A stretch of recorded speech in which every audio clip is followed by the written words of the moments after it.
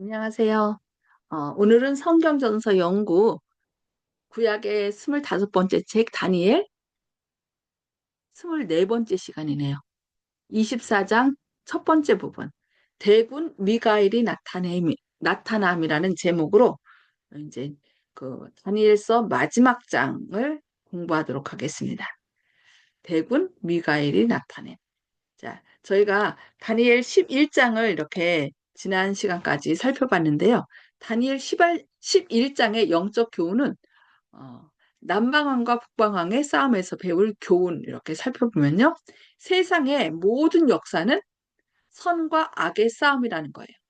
이 세상에 그 아담 때부터 시작해서 쭉 예수님 재림 직전까지 세상의 모든 역사는 선과 악의 싸움, 선악의 대쟁투죠.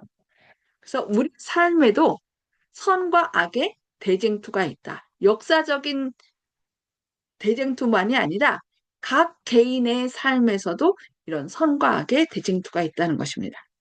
세 번째, 그러나 모든 싸움은 하나님의 승리로 끝날 것이니 두려워할 것이 없다는 것이 이 북방왕과 남방왕의 싸움에서 우리가 배울 교훈입니다. 때로 이 세상이 모든 것을 장악하고 정말 그리스도인의 씨를 말이지 않는 씨를 남기지 않으려고 이렇게 승리하는 것 같이 보이지만 결국은 누가 이긴다고요? 하나님이 승리한다는 것입니다. 그래서 비록 우리가 살아있는 동안에 때로 예수님을 맞이하지 못한다 할지라도 결국은 예수님께서 승리하셔서 오실 때 그 그분을 믿고 따른 사람은 다시 살아나는 영원한 생명의 부활로 갚아주시는 것을 볼 수 있습니다. 자, 저희가 다니엘서를 이제 1장부터 쭉 살펴서 이제 오늘 거의 마지막 장 12장 첫 번째 부분을 살필 건데요. 다니엘은 계속 예언의 사중구조를 갖고 있습니다. 2장, 7장, 8장, 11, 12장 이렇게 쭉 계시를 여러 방면으로 얘기를 해줘요. 2장에서는 금신상을 통하여 그 계시의 관점이 정치적인 역사를 얘기합니다. 금, 은, 동, 철과 진흙 이렇게 이 세상 역사가 이렇게 나눠지면서 그것은 이제 정치적인 역사를 우리한테 말해주고 있습니다. 그 다음에 7장에서는 네 짐승과 작은 뿔로 상징되면서 어, 계시의 관점은 정치, 종교적인 역사를 우리에게 말해주겠습니다. 8장에서는 수양과 수염소와 뿔, 수양, 수염소와 뿔. 그래서 심판과 구원에 연관된 역사. 그래서 구속자 사적인 측면을 얘기하기 때문에 짐승도 막 무섭고 놀라운 짐승이 아니라 수양과 수염소로 이렇게 등장하는 거 볼 수 있습니다. 그리고 다니엘서 10장부터 10장은 이제 역사의 이면에 있는 것을 얘기해 주면서 11장과 12장에서는 위에서는 어떤 상징적인 것을 얘기했다면 여기서는 직설적으로 문자적으로 서술하는 걸 볼 수 있습니다. 하나님 백성들의 마지막 대역사에 대해서 이렇게 우리에게 직접적으로 말해줍니다. 그래서 결국은 2장, 7장, 8장, 11, 12장이 각각 다른 역사가 아니라 어, 역사인데 2장에서는 정치적인 역사고 7장에서는 정치와 종교적인 역사, 그 다음에 8장에서는 구원의 심판과 구원에 관련된 역사를 얘기해주고 이제 11장, 12장에서는 문자적으로 하나님의 백성들의 마지막 대역사가 어떻게 이루어지는지 우리에게 말씀해 준다는 것을 기억하시면서 이 계시를 살펴보면 좋겠습니다. 다니엘 12장의 내용을 요약해 보면은 다니엘 12장은 다니엘 11장의 연속이며 또 10장에서 12장의 결론임과 동시에 다니엘 전체의 결론입니다.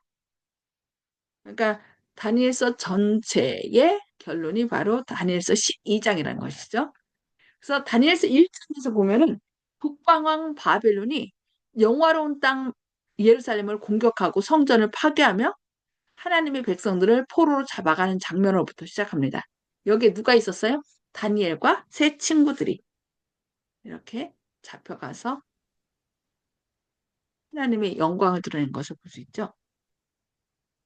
다니엘의 마지막 부분도 최후의 북방왕이 하나님의 성소와 백성을 멸절시키려는 장면이 나오지만 다니엘 1장과는 좀 다릅니다. 다니엘 1장은 어떻게 했어요? 끌려갔죠. 하나님의 백성이. 그러나 다니엘서 이제 12장에서는 이제 패배는 없습니다. 하나님의 백성을 호위하는 미가엘 그리스도께서 직접 일어나서 책에 기록된 하나님의 백성들을 구원하실 것이기 때문입니다. 백성들과 죄송합니다. 사이에 일어나는 온갖 대쟁투의 역사에 지친 다니엘에게 뭐라고 해요? 주께서는 너는 가서 마지막을 기다리라. 이는 네가 평안히 쉬다가 끝날에는 내 몫을 누릴 것임이라고 위로하신 걸 볼 수 있습니다. 그러니까 이 다니엘도 그 계시를 밝히 깨달은 건 아니에요. 어떤 부분은 막 알지 못해 갖고서 수위를 앓다가 이게 도대체 이게 뭐야 뭐야 그러면서 그러니까 2300주야 같은 경우는 거의 깨닫지 못하고 막 그것을 깨닫고자 막 애쓴 것을 볼 수 있습니다. 그러나 마지막에 뭐라고 얘기해요? 너는 가서 마지막을 기다리라. 이는 네가 평안히 쉬다가 끝날에는 내 몫을 누릴 것임이라고 위로한 걸 볼 수 있습니다.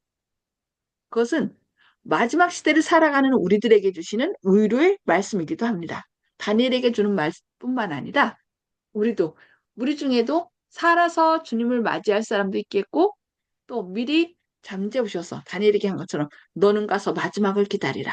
이는 내가 평안히 쉬다가 끝날에는 내 몫을 누릴 것임이라 하고 위로하는 것이 바로 다니엘뿐만 아니라 우리에게도 향한 위로의 말씀이라는 것을 기억하시기 바랍니다.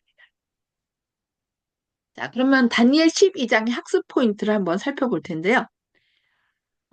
다니엘 12장 1절 4절에는 마지막 때 미가엘이 나타날 것을 얘기합니다. 미가엘이 나타날, 그게 언제요? 예수님 재림의 때겠죠? 그리고 마지막 때에 대한 관한 이제 대담이 12장 5절로 7절에 나옵니다. 그리고 세 번째 부분은 마지막 때까지 이거를 뭐하라? 봉함하라 하면서 12장 8절로부터 10절에 마지막 때까지 봉함할 것을 얘기하고 있습니다. 그리고 12장 11절로 13절에서는 마지막 특별 기간에 대한 계시를 보여주는 것을 볼 수 있습니다. 오늘은 마지막 때에 미가엘이 나타날 것임, 재림하시는 모습을 다니엘서 12장 1절부터 4절에 있는 말씀을 좀 살펴보도록 하겠습니다. 자, 다니엘 12장은요. 다니엘서의 마지막 장이며 결론입니다. 어떤 장엄한 광경으로 시작됩니까? 다니엘서 12장 1절을 보면은 그때에 내 민족을 호위하는 큰 군주 미가엘이 일어날 것이요. 또 환란이 있으리니 이는 개국 이래로 그때까지 없던 환란일 것이며 그때에 내 백성 중 기록된 모든 자가 구원을 얻을 것이라 라고 이렇게 얘기하고 있습니다. 지금까지 다니엘은 온갖 이상을 다 봤어요. 혼란스러운 이상을 보면서 낭망하고 기진하여 혼절하기까지 하였습니다. 작은 뿔이 하나님의 성도를 괴롭히고 하나님을 향하여 대적하고 뭐 이런 걸 보면서 막 너무 낭망하여 기진하여 혼절까지 했습니다. 선과 악의 대쟁투에서 하나님과 그의 백성들은 패배한 것처럼 보였습니다. 성도들을 괴롭히고 하나님의 성수를 허는 북방왕과 남방왕의 세력은 강력하고 무섭게 보였습니다. 지금까지 그러니까 저희가 1장부터 쭉 살펴봤죠. 11장까지 다니엘의 각 장은 왕의 이름으로 시작하였습니다. 느부갓네살, 다리오, 벨사살, 고레스가 그들입니다. 그러나 다니엘 12장은 다릅니다. 왕 이름 나와요, 안 나와요? 왕 이름은 없어요. 왕들은 간 곳 없고 대군 미가엘이 일어납니다. 미가엘은 뜻이 뭐예요? 누가 하나님과 같은가? 그래서 이 미가엘은 천사가 아닙니다. 천사장으로서의 예수님의 역할로 이렇게 보여주는데 천사는 아니지만 천사장으로서의 예수님. 그래서 하나님의 아들 바로 예수 그리스도를 가리키는 말입니다. 마지막 시대에 개국 이래로 볼 수 없었던 대환란이 있을 것이지만 성도들은 두려워할 것이 없습니다. 대군 미가엘이 계시기 때문입니다. 그래서 책에 기록된 하나님의 백성들은 모두 구원을 얻을 것이라고 이렇게 말씀하고 있습니다. 이 책은 무엇일까요? 생명책이겠죠? 자, 그러면 두 번째 문제인데요. 군주 미가엘이 일어날 그때는 언제이며 무슨 일이 벌어질 것입니까?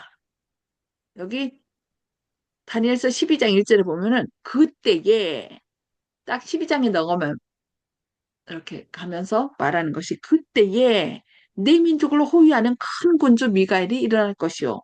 또 환란이 있으리니 이는 개국 이래로 그때까지 없던 환란일 것이며 그때에 백성 중 기록된 모든 자가 구원을 받을 것이라고 다니엘서 12장 1절에 말씀하고 있습니다.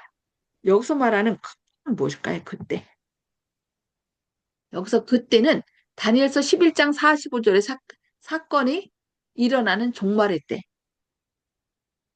45장에 무슨 사건이 일어났나요? 불란서 혁명이 일어났고 쭉 나오죠. 그때부터 마지막 때 이렇게가 되는 건데 여기 보면은 다니엘서 11장 45절의 사건이 일어나는 종말의 때. 즉 북방왕이 끝에 이르지만 그를 도와줄 자가 아무도 없을 그때를 가리킨다. 이렇게. 그러니까 불란서 혁명 이후에 그 불란서 혁명은 뭘 뜻했어요? 남방왕이고 남방왕 그 남방왕 세력을 통하여 불란서 혁명을 통하여 누가 나타났죠? 공산주의가 일어나게 됐고 무신론 사상 뭐 여러 가지 진화론 이런 것들이 다 해서 결국은 하나님을 완전히 무시하고 우리의 삶 속에 사이에 제거해버리라는 그런 것을 볼 수 있습니다. 근데 그 프랑스 혁명으로 인하여 그런 것도 일어났지만 또 그것이 이제 북방왕하고 또 서로 싸우죠. 근데 결국은 북방왕이 어떻게 돼요? 전 세계를 지배하는 그런 세력으로 등장합니다.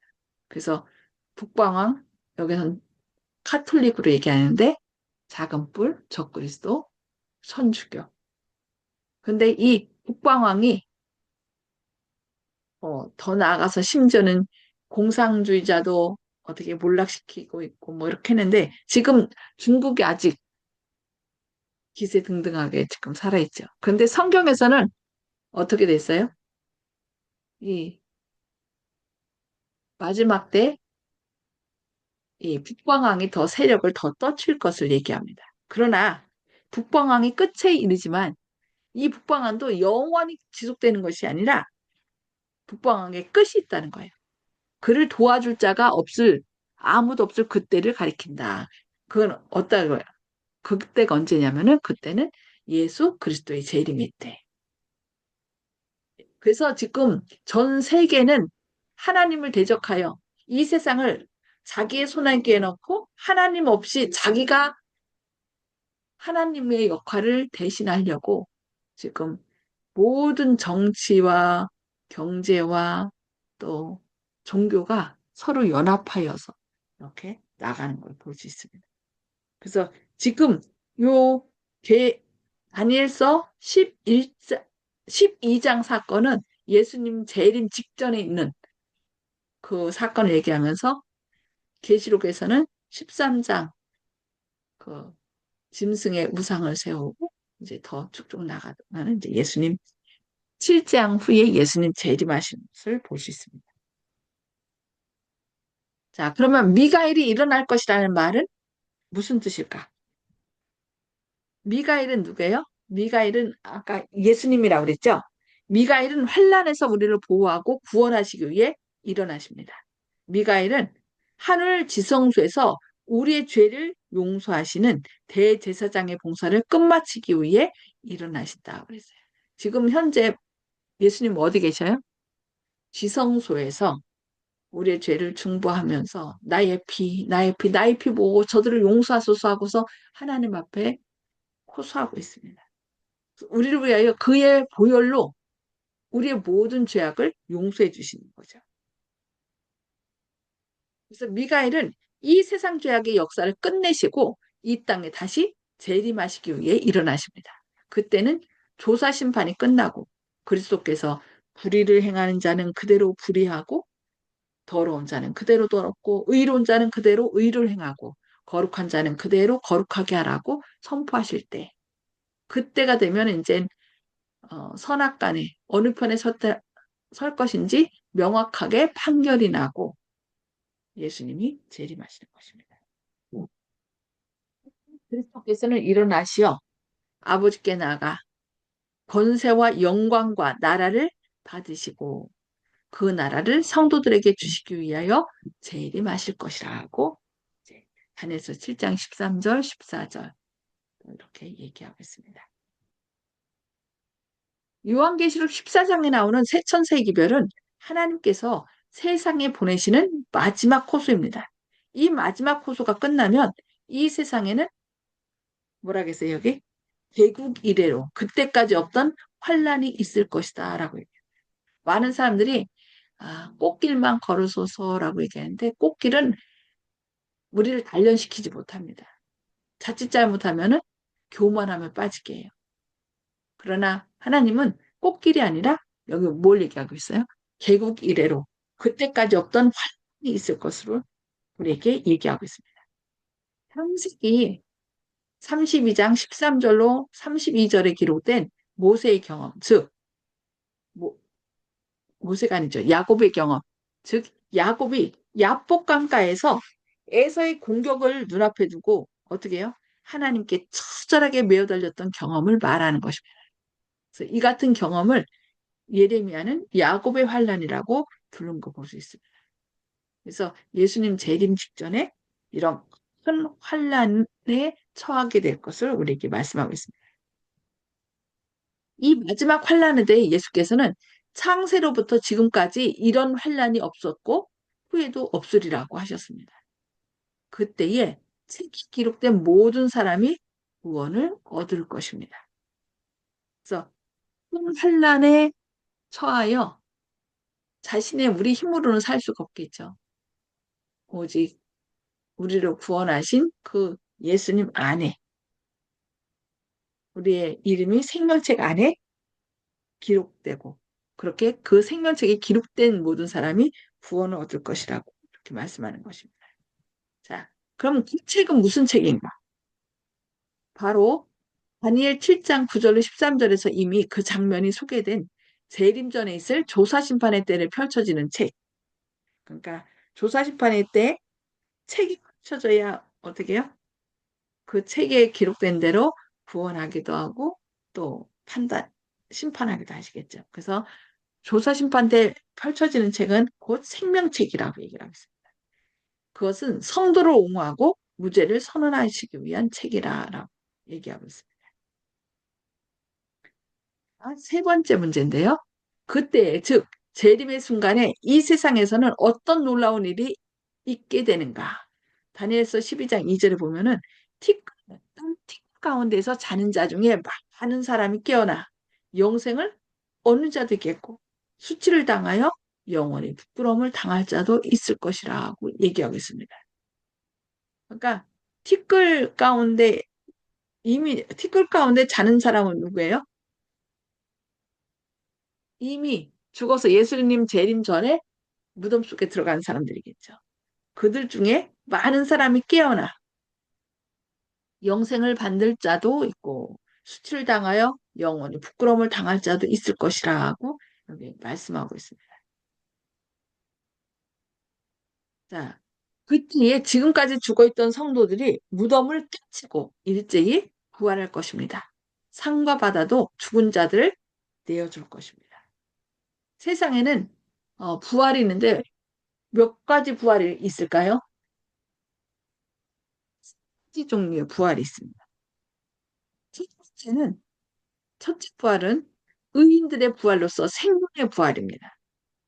이것은 생명의 부활은 첫째 부활, 생명의 부활 이퀄 예수께서 재림하실 때 있을 것이라고 이렇게 계시록 20장 4절로 6절, 고린도전서 15장 52절로 55절, 살전 데살로니가전서 4장 16절에서 이렇게 생명의 부활에 대하여 말씀하고 있습니다.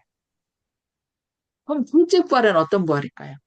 둘째 부활은 악인들의 부활입니다. 심판의 부활이라고도 하죠. 그래서 요한복음 8장 28절 29절에 보면은 선한 일을 행한 자는 생명의 부활로 악한 일을 행한 자는 심판의 부활로 나오리라 라고 얘기한 거 있습니다. 볼 수 있습니다. 그리고 요한도 계시록 1장 7절에서 볼지어다 구름을 타고 오시리라 각인의 눈이 그를 보겠고 그를 찌른 자들도 볼 터이요 땅에 있는 모든 족속이 그로 말미암아 애곡하리니 그러하리라 아멘 이렇게 말했어요. 그래서 그냥 그때는 뭐 나는 살아나고 싶지 않아. 그렇다고 해서 안 살아나고 뭐 자기가 정한 대로 하는 것이 아니라 선한 일을 행한 사람은 예수님을 믿는 사람은 생명의 부활로 참여하고 예수님을 믿지 않은 사람들은 이제 나중에 심판의 부활로 참여하는 것을 볼 수 있습니다. 그런데 한 가지 더 특별히 있는데 세 번째죠. 특별 부활이 있는데 이 특별 부활은 다니엘서 12장 1절에 말하는 이 부활입니다. 성경에는 악인도 의인과 함께 부활에 참여한다고 얘기했어요. 계시록 1장 7절. 악인의 눈이 그를 보겠고 그를 찌른 자들도 볼 터이요라고 얘기했기 때문에 그러니까 예수님 재림 직전에 두 부류가 일어나는데 한 부류는 그 예수님이 영광 중에 오시는 모습을 보기 위하여 미리 일어나게 하는 거고 한 부류는 또 예수님 당시에 예수님을 핍박하고 욕하고 그 십자가에 달려 죽게 했던 뭐 제사장들도 있겠죠. 그들이 이 특별부활에 참여한다는 것입니다. 그래서 먼저 이제 특별부활에 생명의 부활로 참여하는 사람들은 누구일까요? 천상기별을 온전히 믿고 잠재운 사람은 이 특별부활에 참여할 수 있대요. 그래서 예수님이 오시는 광경을 깨어서 부활하여서 보게 되는 거죠. 그래서 저희는 하여튼 살아서 구원받든지 아니면 이 특별부활에 참여하면 좋을 것 같습니다. 자, 여기 보면 특별부활이란 특별한 악인들에게 재림의 영광스러운 광경을 보여주기 위한 특별한 부활이다. 그래서 아까 얘기했죠. 계시록 1장 7절을 보면 그분을 찌른 자들도 재림의 광경을 볼 것이라고 했습니다.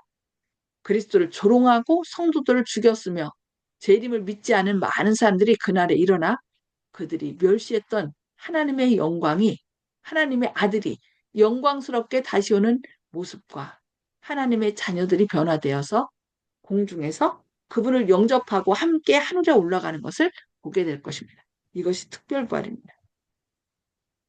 예수님께서도 자신을 재판한 대제사장 가야바 앞에서 내가 너희에게 이르노니 이후에 인자가 권능의 우편에 앉은 것과 하늘 구름을 타고 오는 것을 너희가 보리라고 마태복음 26장 64절에서 말씀했어요.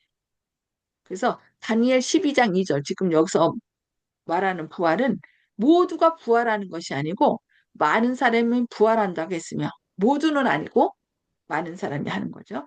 의인과 악인이 함께 부활하는 것을 봐서 특별 부활이라고 이렇게 얘기를 하고 있습니다.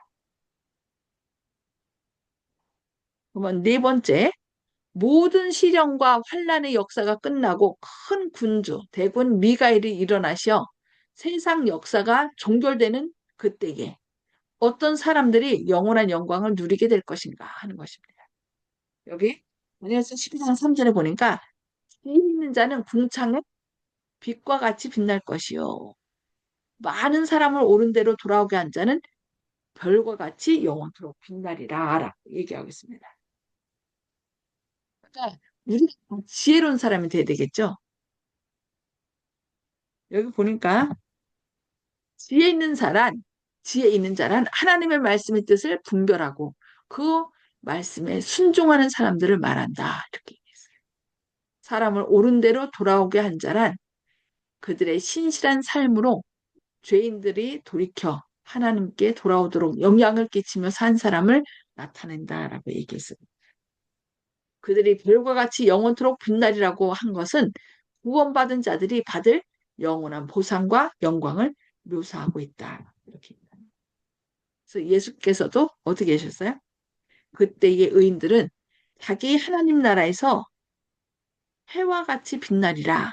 귀 있는 자는 들으라. 마태복음 13장 43절에서 말씀하셨습니다. 하나님의 자녀들은 마지막에 어둠이 가까이 올수록 더욱 별과 같이 빛나게 될 것입니다. 우리는 이 세상에서 이렇게 살다가 죽어 없어지는 존재가 아니라 어떻게 해요? 하나님의 형상을 닮아서 영원히 살도록 우리를 창조하셨어요. 그래서 우리가 예수님 안에 있으면 죽어도 뭐한 사람이 돼요? 살아있는 존재가 되어서 기쁨으로 주님을 맞이할 것이고 또 혹 먼저 이렇게 잠재우셨다면 그날 새천사의 기별 우리는 새천사의 기별 다 듣고 있잖아요. 그래서 그 부활의 날에 함께 참여하는 저와 여러분 되기를 바라면서 오늘 말씀은 여기까지 보도록 하겠습니다. 머지않아 곧 예수님께서 천천만만의 천사와 함께 우리를 데리러 오실 것입니다. 그래서 미가엘이 이제 미가엘 바로 장으로서의 예수님의 이름이죠. 그 미가엘 대신 예수님이 온 우주 천사들을 대동하고 이 땅에 우리를 데리러 오실 것입니다. 그 자리에 모두 함께하며 또 여기 지혜 있는 자가 돼서 그러니까 예수님을 많은 사람을 예수님께로 인도한 사람은 지혜 있는 자라고 그랬고 별과 같이 빛나리라라고 얘기했어요. 그 자리에 모두 참여하는 저와 여러분 되기를 바라면서 기도하고 마치도록 하겠습니다. 목사님, 네, 예, 꼭 한 말씀 드리고 싶은 얘기가 있는데요. 제가 이제 미가엘이 예수님이다. 이것에 되게 고민을 해서 김대성 목사님한테 일부러 찾아가서 여쭤보게 됐거든요. 그런데 길게는 설명 못 드리겠는데, 이걸 가지고 오해하신 분이 많이 있어요. 왜냐하면 천사장이라고 돼 있기 때문에. 그런데 제가 또 비유를 한번 들어보겠습니다. 대통령 경호실장을 갖다가 만약에 천사장이라고 비유할 때, 경호실장을 경호원 중에서 뽑나요? 그 신분이 경호원인가요? 이렇게 생각하면 굉장히 쉽습니다. 천사들 중에서 그 신분이 천사인데 천사 중에서 제일 뛰어난 사람을 제일 뛰어난 천사를 천사장으로 했다. 이렇게 오해가 돼 있기 때문에 미가엘은 천사장이니까 천사다. 천사 중에서 제일 뛰어난 우두머리다. 이렇게 오해를 하시는데 그것이 아니고요. 경호실장이 경호원 중에서 뽑는 게 아니지 않습니까? 정무직으로 자기의 측근 믿을 만한 사람을 그 자리에 대장으로 앉히는 거고 경호원 중에서 제일 무술이 뛰어나거나 총을 잘 쏘는 사람을 경호실장으로 뽑는 게 아니에요. 전혀 틀린 거거든요. 경호원들을 지휘하는 사람이란 뜻이지 경호실장이 그러니까 천사장이라고 하는 것은 천사 중에서 제일 뛰어난 천사를 갖다가 천사장이라고 이렇게 오해를 하는데 아니라는 말씀을 꼭 혹시라도 그것 때문에 이단이라고 공격을 하시는 분이 많이 있기 때문에 그 부분을 설명을 해 주셔야 되고 더 자세한 거는 목사님한테 와서 설명을 들으세요. 이렇게 얘기하면 될 것 같습니다. 아멘. 처음에 천사장은 루시퍼였죠. 루시퍼였는데 루시퍼가 하나님의 자리를 넘봐서 결국 하늘에서 쫓겨나면서 그 천사장 역할을 예수님께서 대신하시는 것이죠. 군대 장관으로서의 맞습니다. 또 그것도 김대수 천사장으로서의 목사님께서 그 부분도 설명해 주셨는데 제일 강한 천사이고 뛰어난 천사인 루시퍼가 이탈을 해서 반역을 했기 때문에 공석이 돼 있지 않습니까? 천사장 자리가 공석이 돼 있기 때문에 이제는 천사들을 명을해서 제압할 수 있는 그 천사는 없다고 봐야 되죠. 왜냐하면 가장 강한 천사가 반역을 했기 때문에. 그렇기 때문에 어쩔 수 없이 예수님께서 천사들 지휘하셔가지고 남은 3분의 2의 남은 천사들 지휘해서 싸우시게 된 것이죠. 그러니까 그때 지휘하시기 위해서 지휘했기 때문에 지휘하는 그 위치, 천사장이 되는 것입니다. 그걸 갖다가 평소에 천사장이었다 이런 식으로 오해해서 예수님을 그럼 천사 수준으로 격화시키는 것이냐 이런 식으로 반론을 하는데 그것이 아니고 비어있는 원래 천사장이 이탈을 했기 때문에 비어있는 그 자리를 대신 루시퍼를 대적할 수 있는 천사들은 없기 때문에 오직 창조주 여호와 하나님 또 예수님밖에 없기 때문에 예수님께서 직접 천사들을 이끌고 대적해서 싸울 수밖에 없기 때문에 그때 지휘하는 위치가 천사장이었다. 이렇게 이해하시면 쉬운데 이걸 모르기 때문에 많은 분들이 진리에서 어두워졌다. 그래서 혹시라도 이런 부분에 대해서 어, 공격을 해오신 분이 있을 때 설명해 줄 수 있어야 되겠다. 이런 생각이 듭니다. 아멘. 네, 감사합니다. 네. 하여튼 천사장 대신 대군 미가엘이 우리를 구원하러 오실 것입니다. 그날에 모두 함께 참여하는 저희와 모든 분들 되시길 기도합니다. 기도하시겠습니다.